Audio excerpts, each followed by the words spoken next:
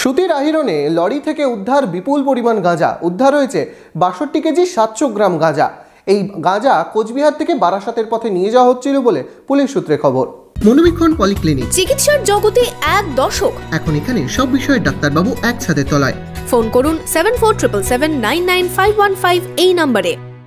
সুতিতে ৩৪ নম্বর জাতীয় সড়কে লরি থেকে উদ্ধার বিপুল পরিমাণ গাঁজা। ঘটনায় আটক করা হয়েছে লরি চালক ও খালাসিকে। পুলিশ সূত্রে জানা গিয়েছে, গোপন সূত্রে খবর পেয়ে বৃহস্পতিবার দুপুরে আহিরন ফাঁড়ির পুলিশ আহিরন ব্রিজ সংলগ্ন এলাকায় নাকা চেকিং শুরু করে। জাতীয় সড়কে ফারাক্কা থেকে রঘুনাথগঞ্জের দিকে যাওয়া একটি লরি আটকায়। গাড়িতে তল্লাশি চালাতেই গাড়ির ডিকি থেকে উদ্ধার হয় থরে থরে সাজানো গাঁজার প্যাকেট। পুলিশ সূত্রে জানা গিয়েছে, গাড়ি থেকে উদ্ধার হয়েছে প্রায় ৬২ কেজি ৭০০ গ্রাম গাঁজা। এই ঘটনায় আটক করা হয় গাড়ি চালক ও খালাসিকে। পুলিশ সূত্রে জানা গিয়েছে, এই গাঁজা কোচবিহার থেকে নিয়ে আসা হচ্ছিল এবং তা বারাসাতে নিয়ে যাওয়া হচ্ছিল বলে পুলিশ সূত্রে খবর।